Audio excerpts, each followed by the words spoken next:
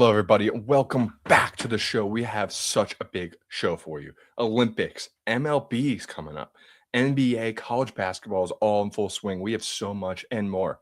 But the show starts now.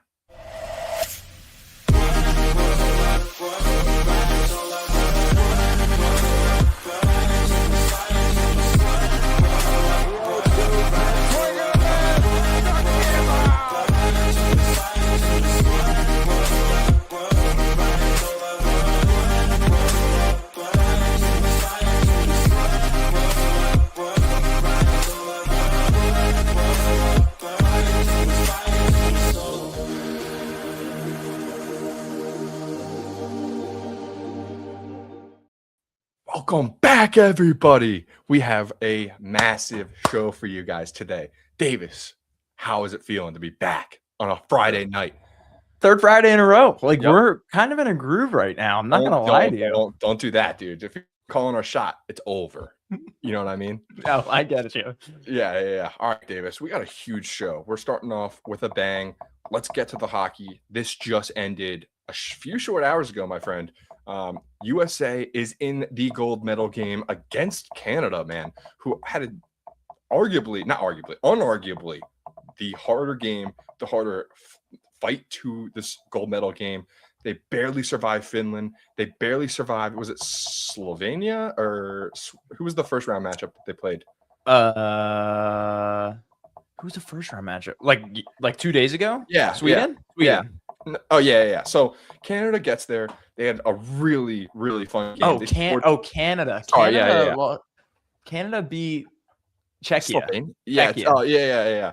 Yes, exactly. Whatever that country. Better known as the Czech Republic. Exactly, but not anymore. But anyway, Canada gets the gold medal game, scoring a goal with 30 seconds left to take the lead. Davis, we've got to the place that we want to be. We got to the place that everybody wants to be. USA, Canada, with a gold freaking medal on the line, my friend. It doesn't get much better than this, especially after the Four Nations Classic last year. That was awesome. I mean, yes. Absolutely awesome. Yes. I mean, this is the way the NHL is going to do things now, where they are basically their all-star break should just be either this World Classic in America or Canada on the off Olympic years, or the Olympic years. It's these guys going to Milan, Italy, or wherever the Winter Olympics are. Yeah. And I mean, This has been an awesome tournament so far. And I mean, it's really cool to see these guys playing hard every single second down to the wire, because they're playing for their country. It's not like you're getting paid to play for an NHL team to miss the playoffs, Danny Briere and the Flyers. You're playing for your country and to get a medal and get gold. So it was pretty cool to even see today against Slovakia, I should say. They pulled their starting goal. Like, he wasn't playing too bad. I know he gave up 4 goals, but he wasn't playing horribly. It was really just the defense, but they pulled him because tomorrow is their bronze game. Like, that means so much more to them than a potential 4-goal comeback, which probably isn't likely. So It's just really cool to see. Yes, 100%. And I mean, everyone talks about playoff hockey, and that's probably the best. There's nothing like the Stanley Cup playoffs, but man, the Olympics every 4 years, they do it right, man. These guys play harder than, they ever have, really. They're playing for their country. They're playing for pride. They're playing for so much on the line that we can't even think of. It is really cool, especially seeing USA having 2 pairs of brothers with the Chucks, 2 pairs of brothers with the Hugheses. It is so awesome, dude. And the games are great. USA barely survived Sweden the other day, thanks to Quinn Hughes and that awesome goal. It just gets so good, man. It is so fun to watch the Olympics. But I mean, like you said, everything matters for these guys. Pulling the goalie for the bronze medal game, that matters a lot. Getting a medal in the Olympics matters so much. But what do you feel about a USA-Canada matchup? Canada's down Sidney Crosby, who may have torn his MCL, ACL, something like that, in a really nasty injury. But man, they still got a lineup of killers. Yeah, Celebrini, McDavid. I mean, these guys are the best hockey players in the world. Yep. And, we can match up with them in some levels. McAvoy, Quinn Hughes on the defensive Eichel. side. Eichel, yep, and the Tkachuk brothers. But, I mean, who do I think is the better team? I think Canada's the better team. I think they have a slight edge, but I will say that our edge right now is definitely in goal. Yeah. Jordan Binnington, who's been the Canadian goalie for what feels like a decade now. It's probably really only been like 5 years. Yeah. He's never giving up that net for Canada, even though he's having a pretty terrible season in the NHL right now with the Blues. Like he does turn it around in these type of games, but we saw him make a few mistakes today and 2 days ago when Canada had to win in overtime. 2 days ago they won. Today with like 30 seconds left on the clock. But I think that's where we're going to have our edge. And it's just our defense. Our defense has been solid. We've killed every single power play so far. Our penalty kill has been amazing. So, I see this being somewhat of a low scoring game, but just for the boys in red, white, and blue, America 3-2 on Sunday at 8:00 in the morning. Do not forget. Yeah, set your alarms. Yes, please set your alarms. I forgot up until today as well, and I was like, why are they doing it so early on the East Coast time? It's because the closing ceremony is on Sunday. They always do the men's hockey game last, which kind of rightfully so, just because it gets the most eyes. But Davis, I'm so excited to get revenge for the Four Nations game last year when McDavid, of all people, scored was it overtime to win that game? Yeah, it was. That game was electric. These guys will see each other more than any other two countries facing each other the rest of the year. A lot of Americans, a lot of Canadians in the NHL, and it's going to be a lot of bragging rights on the line. I would even 100%. Say beyond bragging rights. There's a lot going on with the two countries. This matters a lot. I am very, very excited for this matchup. Yeah, we have domestic and international policies riding on this game 100% Sunday morning. But we also, don't talk about that here. Come on. Quick shout out to the American women for winning against 100%. Canada also.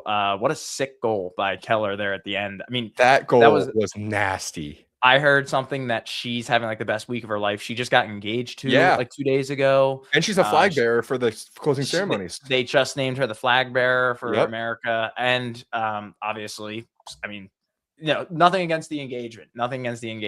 Scoring the game-winning goal of a gold medal game in the Olympics. Yeah.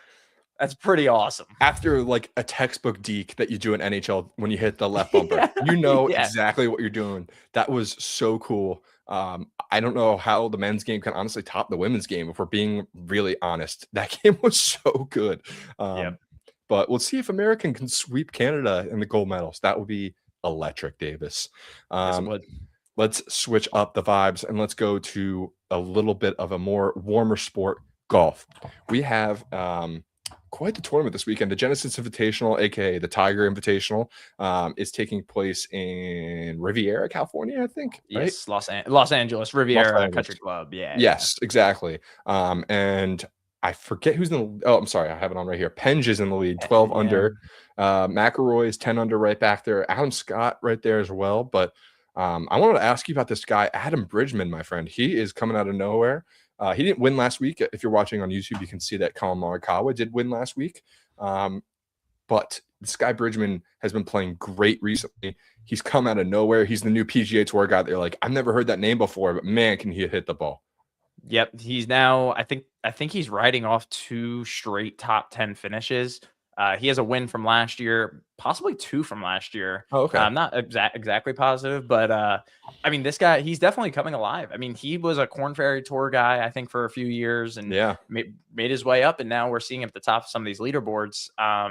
But quickly want to get to last week also. Collin Morikawa. I mean, what a sick performance that he had. Shooting 10 under on Saturday at Pebble. Hit all 18 greens, which at Pebble was one of the most absurd things to think about because of the green sizes there. But heard a stat with his approach, and if you're watching on the YouTube, you can kind of see the strokes gained by certain categories.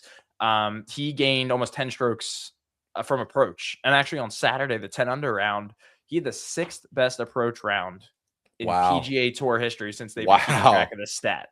Hitting all 18 greens at Pebble is going to get you something like that. And he took home the hardware. Good for him. My guy is on top of the iron throne because he knows how to use his irons, my friend. He is very, very good from, 120 yards on. This guy is money. I'm also such a big fan of Morikawa. He seems like the absolute man. Seems like a great guy. I'm so happy to see him winning because this is a guy that's so talented. And we could say this about a lot of golfers, especially like Jordan Spieth and Justin Thomas, but this is a guy that's so talented. He should have multiple more major championships in the next coming years. He is a guy that should be the face of golf. I'm excited to see him get a win. But this week, Davis, Genesis Invitational going on. Like I said, Penge in the leader. A lot of guys in the mix. Schauffele's in the mix. But a guy who's not really in the mix is Scotty Scheffler. If you're watching on YouTube, you saw that at one point he was 3 over. I believe right now he's even. So he's getting back. You know, he's going to make the cut, hopefully. But are you worried about Scotty Scheffler? No, I mean, trust me, I've been watching his round. I've been watching his round today, and honestly, like, even though he finished up yesterday through 9 holes because they had to suspend play during the day because of the rain, so they picked up today, and he played, what was that, 27 holes today. So I think he was 5 under through 27 holes today because he was 5 over in the first 9 holes yesterday. Oh my God, I didn't realize it was something crazy like that. Yeah. Wow. But I will still say, like, his approach has not been very good. It's hit or miss. Like, I feel like I've seen it where he'll hit a shot to 3 feet, and it's like, oh yeah, Scotty Scheffler's back. And then was he having a bad week, or is it the course? No, I honestly think it could be this like weird Thursday, Friday thing. Like Rory McIlroy had it for a few years in the past where he had the Friday yips. Like, he would play phenomenal on Thursday and the weekends, but his Fridays, he would just collapse. So I think that, you know, once Scotty pulls it together for a full 4 rounds at some point, which could be next week, it could be for the Masters. It's probably going to be sooner than later. Yeah, but Scotty at even right now, is he going to slip into the top 10 for the second week in a row? Like, I don't know. Like, this is the Scotty Scheffler way now. It is. I also want to mention, just because we're doing this live, Bridgman just birdied and he's 1 back in the leader, and Rory McIlroy's hit a nice par putt to stay at 10 under. So nice. This should be a very fun weekend of golf coming up with the Genesis Invitational. And then one more thing I do want to mention, because this is Tiger's tournament, Davis, he is not ruling out the Masters. He should. I hate to be that guy, but he tore his Achilles on April Fool's last year. Like, it was April last year. Oh, yeah, because I think everyone thought it was an April Fool's joke when he tweeted about it, if I remember it correctly. Yep. So I don't see him playing in this. But it's Tiger Woods. I mean, the guy the guy's a magician. Like, you never know, but. You know, there's people that are already talking about like betting on him to win. Like, unfortunately, I'm not going to be one of those guys. Yeah. But would it be maybe the greatest story in sports history? Yes. 100%. Would love to see him play, but I don't see how that's realistic, to be honest. We will see him play again, though, right? Like, yeah, we'll see him play because, you know, he has that, you know, lifetime Masters. All 4 probably, yeah. Some of them, I forget, they're a little different. Like, I think the U.S. Open, it's like 20 years. The Open might only be like 10 or 15. But will he play Augusta again? Yes. Like, I could see him being that kind of guy that plays up until the later years of life if he still can. But I think the bigger question to talk about is, will he ever play on the senior PGA Tour? Because he's potentially eligible now or like next year whenever he turns 50. I think I forget how old he is. I think he's like 49 or 50. He's 50. Right now. He turns 50 so he's eligible. He's eligible. So will he make his way over there? We saw Phil Mickelson do it. Yeah. And they basically told him, hey, you're too good for us. Like, you should probably find something else to do. And he did. And he found Live Golf. And he's been pretty competitive the last couple of years, though. I would love to see Tiger on the senior tour. That would be fun. I think it would draw so much viewership. I've always said, though, if they let Tiger drive a cart around, like, probably not Augusta, but like all the other courses, he could be competitive. Like, that's a guy that it's just his legs can't hold up. He cannot play 4 days in a row anymore. Maybe I'm wrong. Probably not. I mean, that's just the way, you know, Tiger's Tiger. Like, he did his thing. That's great. Like, I just don't think there's going to be a future of him holding hardware, any additional hardware. Yeah, of course. He already holds all the hardware. He doesn't. Yeah. Right. Yeah. All right, Davis, let's move on to some baseball here, my friend. It is almost that time. Spring training is up and going. I believe the Phillies' first spring training game is tomorrow afternoon. Big upcoming week of baseball. Davis, let's just get right into this. We had a bit of a little argument in our group chat this week about the Phillies lineup. If you're looking on the YouTube, you can see that it's been said online. It's been said a lot of places that Alec Bohm is the projected cleanup hitter. However you may feel about that, that is likely going to happen. Mhm. How I feel about it though is I don't like it at all. Our buddy Jason had a couple of very strong opinions on it, and I love that he is so passionate about it because I hope that he is right. I'm just in the point where like Alec Bohm is not going to get better. I just don't think so.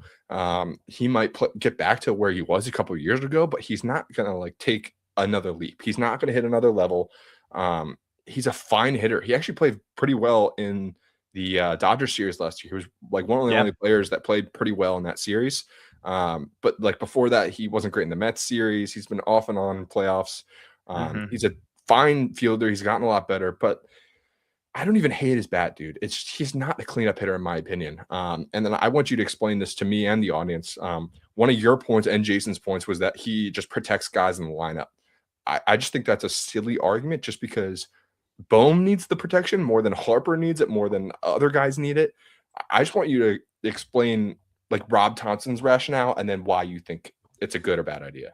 No, I don't think it's that Bohm needs the protection per se. It's that he's protecting Schwarber and Harper. He's protecting our potentially $1 billion investment in Trey Turner, Kyle Mhm. Schwarber, and Bryce Harper It is. because he's a guy that isn't going to strike out very often, and he's, to be honest, he's not. I mean, last year he did, but in recent years he wasn't really rolling in the ground double plays very often. Yeah. So I the cleanup hitter, in my opinion, these days, I don't want to see a guy who hits 50 home runs and strikes out 200 times. Like, I'd rather see a guy like Alec Bohm, if he pulls a full season together, of 40 doubles, 25 homers, 100 ribbies, and he gets on base and he walks a 100 lot. ribbies would be great.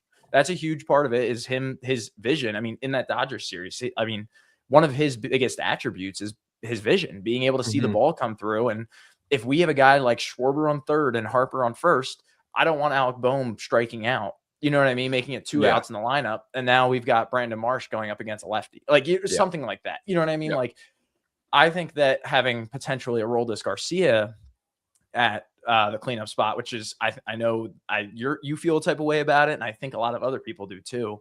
Like, he's a guy who's probably going to strike out like 180 times, maybe even 200 in a Garcia. healthy season. Yeah, like Yeah. he doesn't walk as much.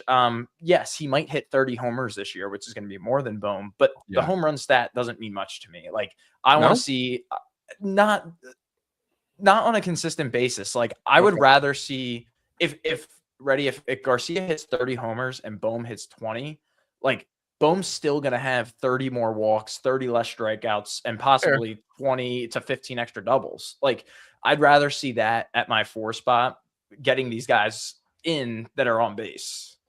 That's totally fair. And that's the name of the game with baseball is getting on base rather than home runs and ribbies, which are great. And RBIs are a big, thing. But I don't know. I just think it speaks to the lack of depth on this team. And it speaks to the Phillies were missing a piece this offseason. And you can talk about Casty. You can talk about missing a Bo Bichette, which looks good. But it just feels like this team is missing something. I'm excited for this season. I'm excited for the Phillies. I'm excited for baseball. If you're watching on YouTube, you can see that the Phillies' projected win total is about 92 wins this year, which I'll take that, especially if we're winning the division. But it just feels like we're lacking a certain power. Maybe that is because Bryce Harper had a down year. Maybe it's because Brandon Marsh was horrible last year. The fact that he's batting fifth is maybe more egregious than Bohm batting fourth. Yeah, this lineup is clearly showing a righty pitcher, by the way. So Marsh Yes. would not be hitting fifth against a lefty, and JT would probably be much higher up. But yes, I agree. I do think this team is still missing something. Everyone's going to talk about the bullpen. I think the Phillies actually have a pretty decent bullpen in comparison to other years and other contenders right now. I think every team talks about how their bullpen looks weak on paper. But yeah, I agree. The bottom half of this lineup is kind of what's scaring me. But if I think about it, I like Justin Crawford a lot, by the way. yeah, Justin Crawford, I'm curious to see what he can do. Like, Yeah. if he really is, honestly, like, the easy term would be the better Rojas, like, that would be great. Yeah, But 100%. I think that this team, if they don't pick up the pieces by the middle of the year, I could be looking for a splash in left field or second base. Like, that could be coming. But Bo Bichette, by the way, I saw this stat this week. I didn't realize this. He's like the 4th highest paid baseball player in MLB history. The more I've thought about that, I'm like, you know what? I don't want to pay all that money for Bo Bichette. Like, No. you know what I How mean? has he Like, gotten that much money? How old is he? I thought this uh, was his first free agency. no, but like per year, like he's making like Okay. like almost $60 million a year. I'm pretty He must sure. have a great Something arbitration crazy. lawyer. No, he just signed with the Mets. Like he signed. No, I know, but he's made money over the. You're saying like going forward then? From This contract, like this Gotcha. contract is like Gotcha. his per year is like 4th all time. Understood. But in terms of the rest of the Phillies, Justin Crawford, I really am excited about him. He has not hit like under like some crazy stat like 300 his whole like baseball career. Obviously, that he's going to take it up to the ultimate level of the major leagues. Like it's not going to be like that. But I'm excited for him. I hope Stott can get it together, man. He was such a promising player coming into his tenure with the Phillies a couple of years ago, and he's a great fielder. It's just the bat was terrible at the end of the year last year, just terrible. Yep. So I'm excited for some of these guys to show us what they got and come to life, especially Bryce Harper. We need Bryce Harper to show that he's an MVP. Whether he's been slighted or not, it's time for him to show who the hell MB3 is, right? Yep. No, I agree. And it's very disappointing to see how the offseason transpired with was it Middleton or no, it was Dombrowski saying that Harper's not elite. Look, Bryce Harper is not elite anymore. I'm sorry. But why would you ever say that? Why would you ever put that out in the media? Like, do you think it's hard for Bryce Harper? You think Bryce Harper can't get back to an elite level? I guess when I think of elite, I'm looking at Bryce Harper like 2017, like Washington Nationals, where he's hitting like 330, he's hitting 40 dingers. No, I don't think he's ever going to touch those numbers. But what about his Phillies prime? Yeah, his Phillies prime was fantastic. Like, I guess my question is, do I think he's ever going to do that again? Probably not. But that's okay.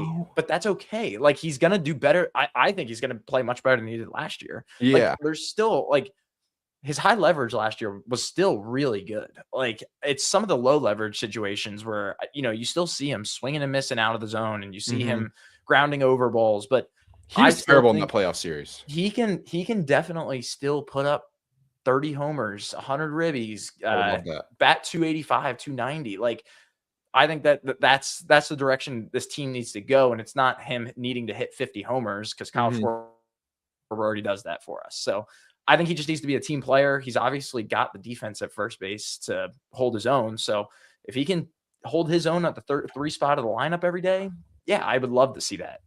And then how do you feel about like the pitching staff? Well, we can lump in the starters and the bullpen together. I love Sanchez. I'm really excited for Andrew Painter, but then I look at Nola and Walker and I cringe a little bit. Nola's fine, whatever. But Walker, I don't want him in this rotation like at all.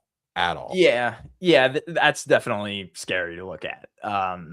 Like, I've actually, to be honest with you, I've actually been a little higher on Taijuan Walker as the year went on last year. He pitched a little bit better. He was a good bullpen pitcher. Yeah, and he was great out of the long reliever spot of the bullpen. And Nola started to pitch a lot better towards the end of the year. So it's whether you're going to get the best of these guys or you're going to get what we saw as the worst, which is Taijuan having almost a 9 ERA to start the year, or Nola absolutely just throwing batting practice in April last year. So I think that I'm hoping for the best, but I truly believe, and I've told you this, I think Jesus Luzardo is, because he's gotten on a contract year this year. I think he's going to do something special this year. Like, I think he could end up we could be talking mid-year about who's having the better season, Christopher Sanchez or Jesus Luzardo. Now that's fun conversation. I agree. Throwing Zach Wheeler. 100%. Zach Wheeler's coming back earlier than expected, which should be May. We were talking 4th of July when this whole thing started. So I think the starting rotation's great. Yeah. The bullpen, as I said before, like, everyone's talking about how their bullpen kind of sucks, but I think these guys, like having Duran in there from the start of the year, I think is going to be such a huge difference. I agree. Yeah. Having Jordan Romano off this team, a guy who you couldn't send down, a guy who was just stuck in the bullpen for 162 games. That's great. You get Alvarado now off Ozempic. He said he's going to be there for 162 years. You hope Banks honestly one of the best underrated He was lefties great. in the He entire was league great. last year. Yep. And then we picked up Brad Keller coming off a career year with the Cubs last year. Going Zach righty, right? Pop. Yeah, Zach Pop coming from the Diamondbacks. He just struck out Harper in inter squad game I just saw Did the he? other day. I And saw Harper that was too. like, that was nasty. So Yeah. we're gonna see some nice bullpen stuff. But I want to quickly, before we overlook it, For sure. we've got Amir in the chat. This is a few minutes ago. Yeah. Lane management's not Topper's fault. Now, this was you had talked about this week in our group chat. So I would like to give the floor to you for a few minutes, just about like I regret there were some things that I go said. ahead, go I'll just start off with that. I didn't. Well, give some context. What I forget what was even how it was brought up, but we were I talking just about, basically said that I didn't love that Topper was brought back this season because of some of the lineup decisions in the playoffs down the stretch. I just feel like he gets way too experimental, and he just wants to stick to his lefty righty, lefty righty, lefty righty. And hey, I don't hate that at all. It's just like there were some times down the stretch, especially with pitching staff decisions, when he would take out a pitcher where like I'm questioning it and I'm like, what the hell is he doing? And you know, if I think I'm be like, what the hell is he doing? I'm not really like taking it too legit. But then if I see you saying what the hell he's doing, I'm like, okay, if Davis thinks so too, there's something up. And there was a lot of decisions, not just last season, the season before, the Diamondback series 2 years ago. Like Topper's a great manager. He's a great vibes guy. He's a great bench coach. I don't know if he's I don't know. I don't want to say something that's too bad that you're like, I'm going to really regret this if the Phillies win a World Series this year. I'm waiting for you to say it so I can just clip it right after the show. I just don't think Rob Thompson is a World Series winning manager. I don't know. I'm getting to that point where like, I really thought Topper was the guy 2 years ago. I thought he was the guy. And the Diamondback series really let me down. But I just think and for better or for worse, he stands by his guys, and you love that. We didn't hear a goddamn thing from him about Castellanos. He is a true vibes guy. That's honestly such a big priority that it kind of like helps his lack of ability with the lineups. He just feels like he's going to do what he wants before a game rather than looking at the matchups, looking at who's actually going to be across the diamond, who across the plate.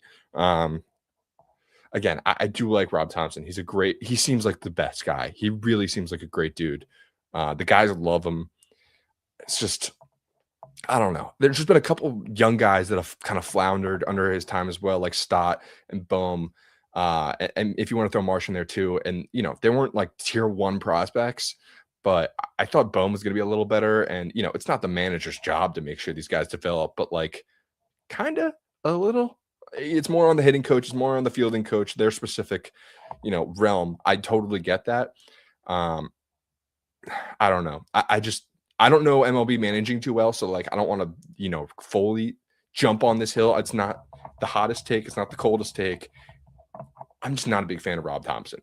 And I am fully willing to eat my words, by the way, in October, 100%. I'll come on this podcast and we'll play the clip and I'll stand here and I'll put on a clown nose. I'll paint my face. We can play laugh track in the background, all that good stuff. I'm cool with it. I don't know, man. It's just, yeah. Last year was so excited for the Phillies season to start. I was so excited for it. And this year I'm like, let's just get it underway already. Like let's just get me to middle of July and like, let's see where we're at. I don't know. No, I think it's actually interesting. Like, especially as someone who played baseball, like yeah. I truly like, I think the manager of a baseball team, especially in the MLB too, where these guys, I mean, they're very independent. This isn't Little League. Like this isn't, you know, the manager moving little Johnny over from shortstop to right field because he has to get little Tommy over to first. Like, you know what I mean? Like, whatever. Like, I think the most important thing about being an MLB manager is being a vibes guy. Yeah, like seriously. And I think that Rob Thompson has that knack. Mm-hmm. I saw a stat and I'm doing some quick math. I had to confirm. Rob Thompson has been the manager of the Phillies for 4 seasons. We've made the playoffs 4 times.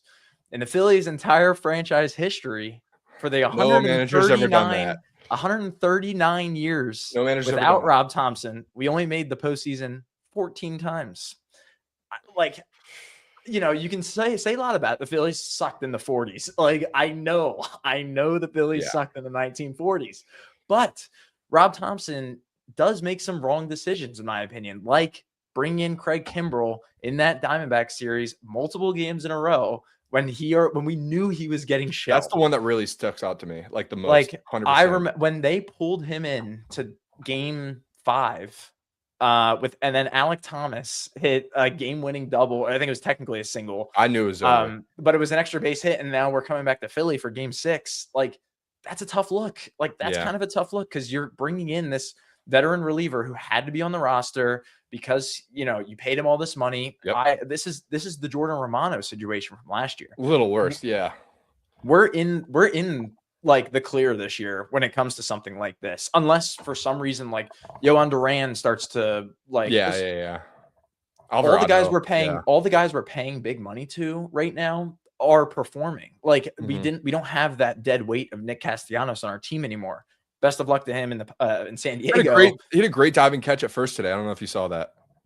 Good for him, man. It's the first time he's ever played first, and it was a pretty good stop. He's gonna do something great this year, and Phillies fans are gonna be like, "Oh, like why couldn't he do? Like why did we get rid of him? Like it was the right thing to do. He was eating so much cap on our team, and not only that, he was just holding a 26-man spot that now goes to Justin Crawford, someone who can actually develop, and we can make this team an all-around offense and defense because that's what you need. And I think Toppers is that guy.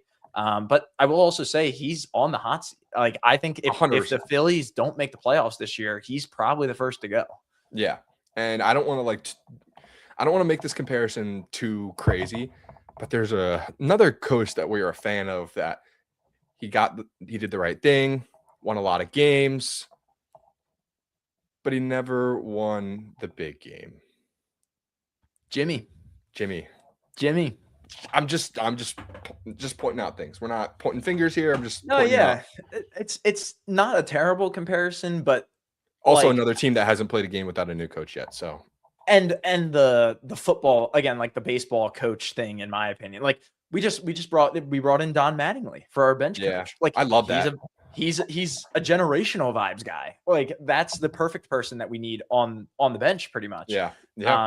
Just to keep these guys together. It's a long season, Ethan. Just remember, like, our conversation that we're having right now about vibes. Think about this locker room after a 3-game sweep at San Francisco, and then you have to go to Sacramento after. The locker room's crap. The locker room, they're like, oh, we just want to go home. Like, you got to keep it together for 162 games, and it's tough to do. But the Phillies, we need to be able to do that this year. I agree, and that's why being a vibes guy is so important, because when it comes down to the end of the year, at the end of October, you need to be able to rely on the consistency they've built with your teammates over time, even if it's like some stupid pregame ritual where Harper and Schwarber are, eating sunflower seeds, a certain amount. Whatever they're doing, we need to make sure that we're continuing it. So I'm really excited for baseball season. We'll get into more of a general look at the entire league coming up. We'll maybe start doing divisions again. But I'm excited for the Phillies in terms of like just get me to October, and they're kind of getting to Sixers range where it's like I'll believe it when I see it. Yeah. Yep. Yeah. I agree. Yeah. And is Bryce Harper the new Joel Embiid? No, he's not there yet. Well, take out this year, Joel Embiid. Yeah. Past Joel Embiid, not yet. No. Transition. NBA. Yeah, let's get right into the NBA. NBA is back, finally back from the All-Star break. Just real quick, All-Star game was great last week. I loved that. The international versus the Stars and the Stripes game, that was awesome. They can, tinker with it a little bit to make it nicer and better and maybe flow better, but the competitiveness was there. Guys were playing hard, and, you got to see your favorite guys who don't play against each other much, be competitive. I saw a video of Wemby before the game being like, Ant, yo, we're matching up. Yo, you're doing jump ball. And Ant's like, say less. Like, he's ready. Like, I love the competitiveness between guys who probably don't, get the opportunity to. That's a bad example because they're both in Western Conference, but you know what I mean. Like, it's fun watching some guys play together that you never seen. I love the OGs team with LeBron, Durant, Kawhi. Kawhi went off. Yes. So I thought that was great, and I just want to give the NBA their props for that. Yeah, Kawhi 31 points in game 2. crazy. The Yeah. claw, just doing it all over again. I Yeah. will say the competition was great, obviously, but the two USA teams was a little confusing to It me, was. honestly. Like the They stars should and have just called it the young guys and the OGs. Like, just yeah, made it. pretty like Yeah. honestly, 100%. Make it more But obvious. I agree. It was entertaining. And it was entertaining just to see these guys want to play. Like we saw a game-winning shot from De'Aaron Fox in game 1. Yeah. I believe. Like LeBron James. No, is coming Scotty down the Barnes court. in game 1, then De'Aaron Fox game 2. Sorry. Scott, yeah, yes. That's just nice to see. I don't want to see these games that are 220 to 225 because I like the target guys score aren't playing too. anything. Yeah, the target score is great, or even just like a quarter. Mhm. It almost felt like an AAU basketball tournament where it was like, yeah. all right, game 1, you're quarter 1, then quarter 2, you're going to be these two teams are matched. Like, I liked how quick it was, and I thought overall, I thought it was a pretty decent All-Star weekend, I guess. Dunk contest the sucked. dunk contest was terrible. The 3-point contest was good though, and Damian Yeah. Lillard is already advocating for all the 3-point OGs I saw that. to play or to compete next year. He So I released think the we're gonna DM of get- him talking to Steph, and Steph's like, "I'll talk to Yes. Clay." Like, Yeah. I Yeah. would love that. which would be electric. The slam dunk Yeah. contest though, Let's get rid of it. heard some ideas of get rid of it for like 5 years and bring it back when the nostalgia is back. You If know what we I mean? really want to do it, let's do a 1v1 tournament. The women did it 2 weeks ago, and that was awesome. Like, Yep. I just don't think that the men want to get embarrassed like that. I saw a clip of Paige Buchers kind of get her ass kicked, and then she Yeah, like saw kind that. of ran out of the stadium, and she was like so mad. Yep. Like, I don't know if LeBron, I don't know if Ant would want to do that, but like watching like Ant throw a freaking tantrum because he got 10-0'd by Wemby, that would be Yeah, awesome. facts. That would be awesome. That would be So let's pretty get into the current state of the NBA though. Let's start at the top of the East, man. The Detroit Pistons not killed, but they beat the Knicks last night pretty handedly. And Cade and them, I mean, they are really good. Cade Cunningham's a top 5 player in the NBA right now. This man should be talked about in the MVP conversation. Last weekend at All-Star, he said he was the best American player, then came out on national TV and showed why with 42 and 12. Are you kidding me? Are you kidding me, Davis? It was pretty awesome. I didn't watch this game, but I was didn't either. I watched following it. highlights.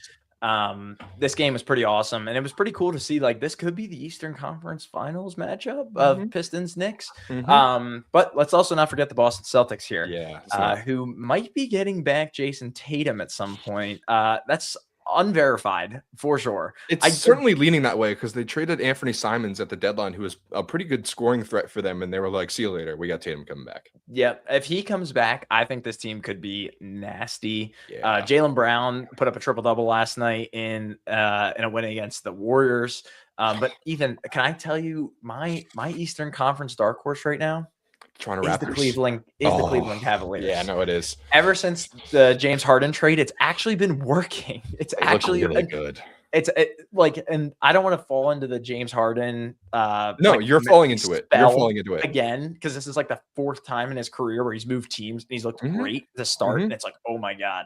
But he's doing this while only like putting up like less than 10 shots a game. Yeah. Like he seems like a big facilitator, and he's letting Donovan Mitchell do his thing. He's letting Jared Allen. Yeah, do lob his last night. thing. Yes. I mean, these guys, like, you watch them play together and you're like, oh, okay. This works perfectly. That's why James Harden was like, get me to Cleveland. Get me out of Yes. the lesser Los Angeles team right now. For sure. I would agree. The Cleveland Cavaliers look like they are going to be a threat. The only problem is they don't have Mobley right now. If they get Mobley and Allen back with James Harden, who's probably the best lob passer in the NBA, probably tied with Luka, like, oh my God. It's going to be nasty. He made Zubac almost an all NBA player. Like, are we not talking about this enough? James Harden, like, he's not Rockets James Harden. He's not putting up 35 a game anymore, but he is just as good of a player efficiency wise. He's honestly a better player now. Like, his scoring is the best it's been in a couple of years, while also playmaking at an elite rate. He's going to make these random Cavaliers guys like Sam Merrill and Jordan Tyson, all these random dudes look like. Whoa! Jordan Tyson's no rando. He's the future small forward for this team. Anyway, I was talking about Dean Wade on that matter. Come on, dude. Oh, Dean Wade. Dean Wade. Come on, dude. But yeah, I love the Cavs. I just don't want them to be good because our team, the Sixers, they're in a little bit of tough spot right now. They're only half a game up on the Magic, who are horrible. The Magic are horrible. They're probably the most disappointing team in the NBA by far this year. Yes. And I saw a quote last night that Maxey said, and I love Maxey, so I don't want to get on Maxey too much, but he was like, we're such a different team with Embiid on the court and without. We don't know what to expect. So many adjustments. It's really thrown the team off. And I agree with him 100%. Mm-hmm. But when you come back from All-Star break to face the Atlanta Hawks and you lose, you cannot say that. You cannot say that. You had multiple days to prepare for Jalen Johnson, who's an All-Star. He's great. But in CJ McCollum, like, what is going on? I know Quentin Grimes didn't play well last night. A lot of players didn't play super well, but the Sixers have got to get it together, man.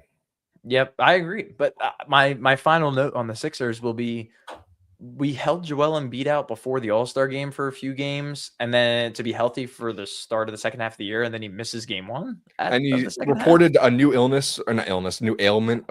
His shin's bothering him now. That's scary. Like, yeah, you know what I mean? Like, I don't really like that.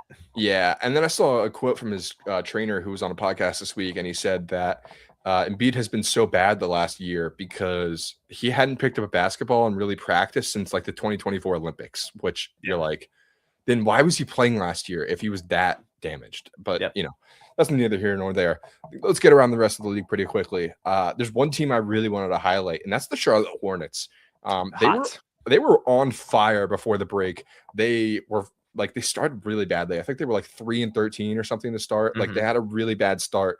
And naturally, like Knupple's new on the team. LaMelo's still trying to figure out his role as the leader of this team. Brandon Miller's entering a new gear. Like the Hornets, I know they're the 10 seed right now. I know they're 4 games under 500. If you're watching, this on YouTube and you're looking at the standings, you're like, what are they talking about? The Hornets are coming. I really think that the Hornets could mess around and take the Sixers spot at the 6th seed. Like, yeah, very possible. Con Knuppel probably won't win Rookie of the Year, but he is Rookie of the Year. He is awesome. He's one of the most efficient rookies I've ever seen. His shot selection is ridiculous. His IQ is ridiculous. He had some quote on the Bill Simmons podcast that he was like, he noticed something that Giannis was doing when he rolls off of a screen. And Giannis came up with the All-Star and was like, I've never heard a rookie point out that before. Nobody has picked up on that. Like, Con is a truly smart player, and I'm really excited to see what the Hornets do the rest of the year. They are a fun watch. If you can see them on TV, watch them. I agree. Yeah, and they've got a pretty awesome court too. I don't know if you saw the court last night. But their court was they should have actually beat the Rockets last night. But they ended up losing. But they where Kevin Durant wanted to go, by the way. Yeah, exactly. Over to the Western Conference. Yeah. You're more than welcome to talk about Kevin Durant's burner account. You've probably heard all about that. So I'm going to take my time to talk about why I think the San Antonio Spurs are better than the Oklahoma City Thunder. I was going to do it, so go ahead. I think this is a more all-around team, and the Oklahoma City Thunder have been a bad basketball team for the past month and a half. They have. They've been losing games left and right. I mean, when they started the year, they lost the Hornets, by the way. They did, yes. They lost the Bucks too before the All-Star break, by like 25 or something. This San Antonio Spurs team is pulling it together. Stephon Castle is a number 2. Yeah, he might be number 1. They have De'Aaron Fox. Obviously, they've got the alien Victor Wembanyama. When he's on the court, I mean, he's doing something every night that's highlight reel worthy. 100%. And the Thunder can't really stay super healthy right now. SGA's been out for the past 2 weeks or so. Kind of why they traded for Jared McCain probably from the Sixers. But they just haven't been very good, to be honest. No. They haven't been very all around. And I think the Spurs are better. I agree. I mean, Wemby is obviously the best player out of both of those teams. I know SGA is, great, and he's been the 2-time MVP. He'll probably win again this year, honestly, or he was for a while on track. But Wemby is so talented. Like, I know how good SGA is as a scorer, and people can get on me, but Wemby's defense is like anything we've ever seen before. He is such a plus when he gets on the court. It's ridiculous. He makes everyone around him better.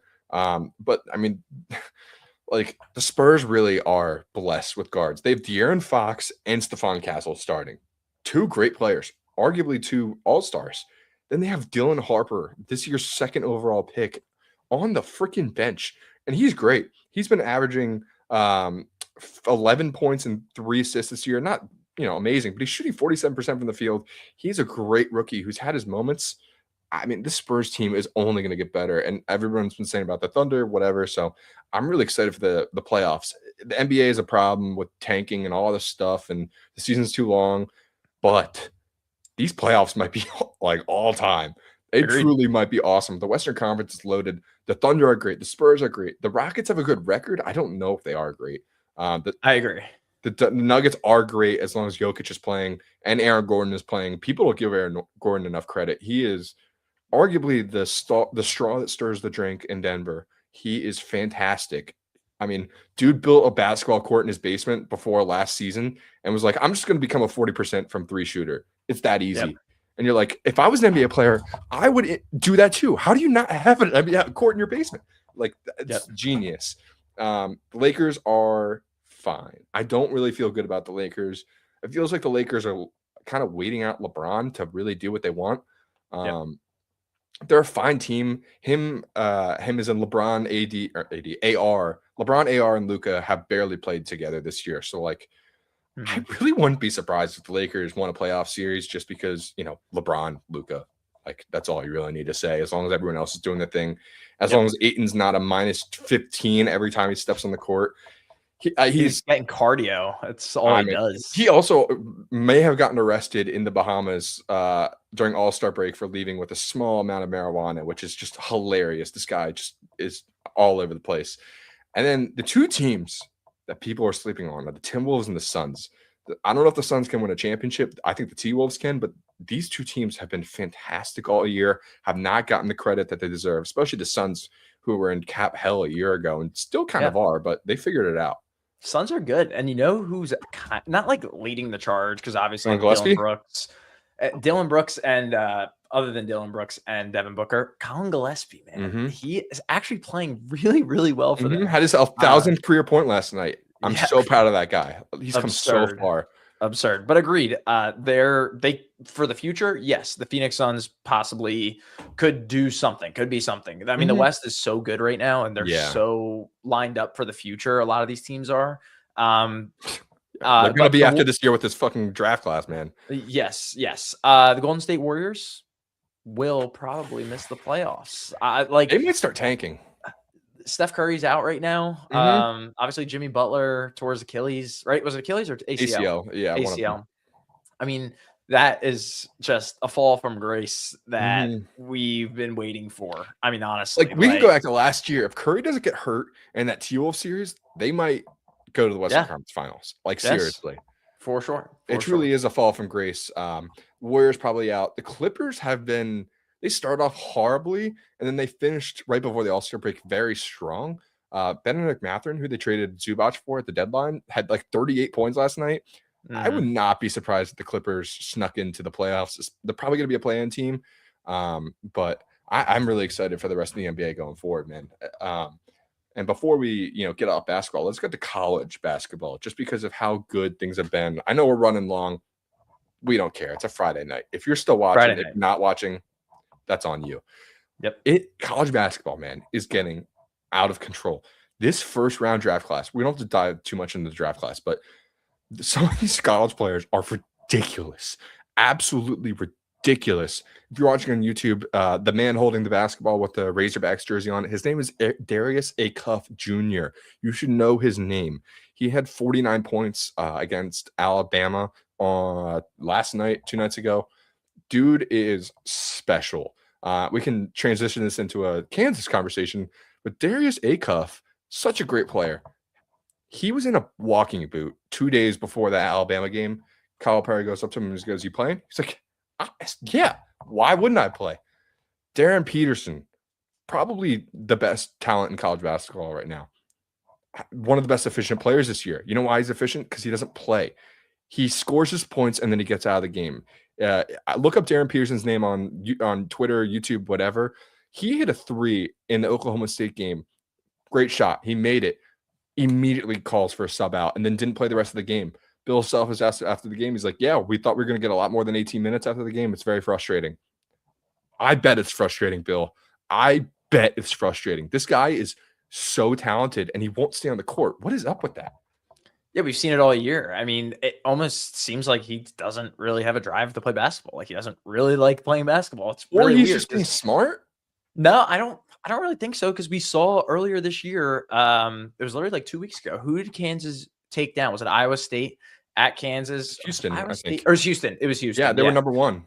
Darren Peterson was the latest possible scratch ever for that Didn't game. play He it, literally and got Kansas won. He literally got scratched like 10 minutes before the game started, and Kansas won the game, which was also crazy.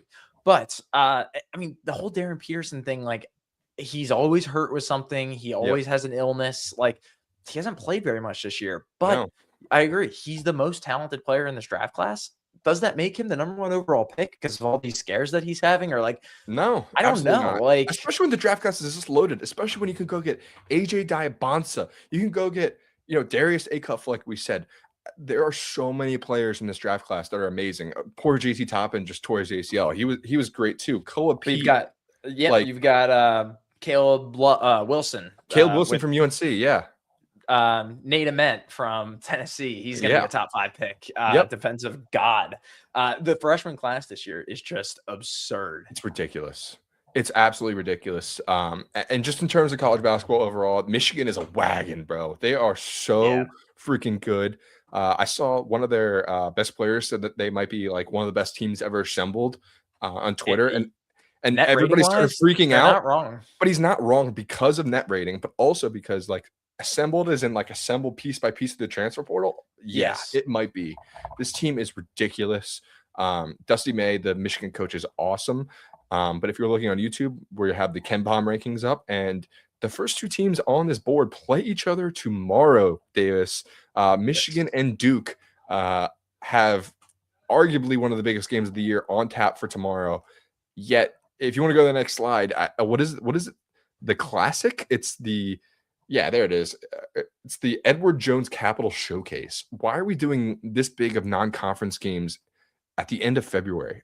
It's a little I don't know. weird. It is kind of weird, but we also just saw Virginia play Ohio State last week. Like I thought, weird. I actually don't even know if I brought it up to anybody, but I saw it and I was like, that's a weird game. Like, why is that being played right now? But I don't know. That's just what it is, I guess. With college basketball these days. It is so bizarre. I really don't understand it, to be honest. But hey, it's going to be an awesome matchup. I mean, Michigan and Duke are so freaking good. Duke is amazing. Cameron Boozer is like probably the best player in college basketball, period. We didn't even talk about him for the draft class. Like he's probably the number 1 pick. He might be the number 1 pick. He's probably going to win Naismith Player of the Year. Dude is awesome. So I'm excited for that game. But Davis, we can talk about Arizona, Houston in a second, but UConn Villanova tomorrow is just as big of a game as these other 2. Maybe. Maybe I say maybe because UConn lost to Creighton the other night pretty handedly too. I think they lost by like 8 or 9 points. Yes, Creighton kind of controlled most of that game. I did watch most of it. UConn's like bench played really well, but their starters did not. And I hate to be that guy, but like I, as a Villanova fan, really wanted UConn to win just because I don't think UConn ever loses back-to-back games, especially when Danny or Bobby, whatever the Hurley guy is. Danny Hurley has been the head coach there. So definitely worried. Definitely worried. But with that said, if Villanova wins and they beat St. John's, there is a Big East share of the title in there. And as we talked about before, I may or may not have accidentally bet Villanova to win the regular season. Misclick, misinput. It was definitely a misclick because I did not understand the power of what I was doing. It's neither here nor there. It's still in play, Davis. That's all that matters. Yeah, come on. It is. It's such a big game. Speaking from a guy who has a UConn future. I'm going to tell you one, and UConn has looked horrible. UConn's looked horrible. Over the past few weeks, they've been one of the worst teams covering spreads as favorites. Yeah. I cannot stand that this game is at the Xfinity Mobile Arena. I think that loses all the luster. Like, I love, like, give me it in the pavilion, like just an electric atmosphere. Like, this is going to, like, I don't know. It's such a big game, though. Like, UConn fans are going to travel down to Philadelphia to want to watch this game. It's a whiteout, Davis. It's a whiteout. I don't know, man. Like, I just think it's college basketball. This isn't the NBA. Like, get me into their home arena, like where they're taking the bus from their practice arena or wherever they practice or wherever they train. The Davis Center Stadium. Yeah, exactly. Yeah, the Davis Center. Love that even more. Wow, that's awesome. Shout out Matt Davis. I'm going to tell you right now. I think UConn wins this game unbiasedly. And I'm going to tell you it's because it's in the Xfinity Mobile Arena. All right. I'm I going to tell you hate that when right you just now. said that. I think Villanova is a fantastic team. They have really come a long way from the depths of the Neptune hell, to be honest. But Davis, they've won every single game that they need to, which is, you can roll your eyes at that, and people may close this freaking app listening to me say that, but like that is huge. Kyle Neptune lost to the University of Columbia. The University of Columbia. I Yeah, didn't know Kyle they were Neptune was a D1. problem. He was Kyle a Neptune bum. was a He was a problem. bum. So looking at how far they've come, looking at Caden Lewis, the Villanova starting point guard, who was awesome all year. He's a great lefty finisher. He's so quick. And then just guys like Duke Lindsay, Duke Brennan and Bryce Lindsay, who have been fantastic all year. Matthew Hodge, who can stretch the floor. I think Villanova can hang in this game, and they hung in the last game at UConn. So I'm not worried about them. Yeah. I'm not worried about them being in the game. I do think they can win, and I would have picked them to win. But losing to Creighton really bothers me. It really bothers me. For sure. I don't know I what to completely pick. agree with you. I completely agree. It's the back-to-back. It's not at the home stadium. Like, I know I'm give me wearing a Penn State UConn. shirt, but Give me UConn. yeah, UConn's only 1.5 point favorite, which is actually sort of surprising considering they did just lose. But Villanova's going to play hard. They have so much on the line. I know they're probably going to make the tournament, but like this is a game where you're like, can we compete? And can we win a championship? I know that it's probably a year early because it's Willard's first year, but why not? Why not? Like this Big East has been fine all year, but I'm really excited for it. And then the other big game tomorrow is Arizona and Houston at 3:00. Another guy that I totally forgot about how good this draft class is. Kingston Flemings. Yes. The Houston top 5 pick, probably. Yeah, he is awesome. He is awesome. I know we keep saying everybody's awesome, but he is another good player. This draft class is littered with dudes, man. Like that. If I don't think Koa Pete, the Arizona guy, is playing, I don't think he is. But Arizona is a great team. They're not the best shooting team, but they are decent. And this is Davis, two teams that get hype year in, year out, Arizona and Houston, and they both always lose early in the tournament. So who do you feel better about for the tournament? For the tournament? Oh, man. Like last year, I picked Houston to win the whole thing. You did. And I lost that. I mean, I'm pretty sure I had the whole Final Four correct. And I had the national championship correct. And I had Houston beating Florida, and that was not correct. Yeah. I'm gonna go with Arizona, but I also didn't realize that Koa Pete or whatever his name is wasn't playing. Yeah. So that might sway my answer a little bit more. But if he's healthy, I like for March Madness purposes. I think he'll be healthy for the tournament. Yeah. Yeah. Okay. So like not for tomorrow. Give me Arizona. I think that their pacing is just so quick. Teams are going to struggle to be able to stay with them. We've seen it all year, and I think that we've seen them on a little bit of a down skid here in the past week or two with losing a few games here and there. But I think that's actually kind of a good thing, and some teams kind of need that. I think Arizona could definitely rebound from that, even if they lose to Houston this coming Saturday tomorrow.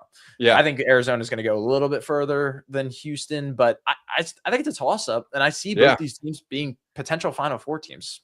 I 100% agree. And just to go back to your point of like people or teams losing and it being a good thing, I was going to ask you, like, I think if you, as a UConn future ticket holder, watch them lose to Creighton, I would be like, good. Like, get their bullshit losses out of the way now. Because that number 24 kid on UConn is awesome. He's awesome. I didn't even know who he was. And they have Taryn Reed, they have Solo Ball. They got a lot of other great players. So I'm really excited to see what UConn does. But on to Houston and Arizona, I do think Arizona is awesome, but I think Houston is finally taking that step. I think they're finally getting to that spot, but I also think that whatever team has the best NBA draft prospect isn't going to go that far. That's just how I think. Yeah, I mean, we still have a little bit of the season left, but I mean, we're getting down towards the end. I mean, a lot of these teams only have like 3 games left, which is crazy until the conference tournaments start. Yeah. So bracketology is definitely coming out here real strong pretty soon, and we're going to be getting some nice conference tournament conversations going here. I mean, March is literally like next weekend. Yes. The Big Ten's not going to get crapped on in the tournament this year. They have some elite teams, and the conference champion will not be a 5 seed again. That was horse crap last year. I was so angry about that, and I don't even like care about Big Ten basketball too much. But wait, with the Big Ten tournament, are you saying? Or Yeah, Big Ten tournament. Didn't Michigan win last year and they were given like a 5 seed? Oh, you're so right. Yes, and then they Yeah. played San Diego. That's right. Yeah. In the first round. Remember San Diego could shoot like 42% from 3 as a team. And they got Remember killed. Yeah. Yes. Everybody picked them. I Yes. remember that. I picked them, I think. So I'm really looking forward to getting down to this. So that was the point of tonight, guys. We got to get our minds right. Watch some college basketball tomorrow. NBA prospects aside, make sure that you know whose team is good and what, so that when you're filling out your brackets, you're not like, Houston's going to win it this year. Maybe not. So that's what we're here for. We're here to get you guys ready, and we're going to do a lot of bracketology going forward, especially as we get closer to March, which is coming up. We sleep in May, Davis. Come on. Yes, we do. We sleep in May. Come on. I like that.